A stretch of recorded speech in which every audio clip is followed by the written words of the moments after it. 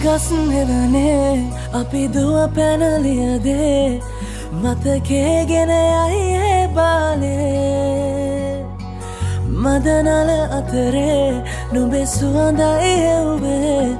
හිතගාව හිඳිමි පෙරසේ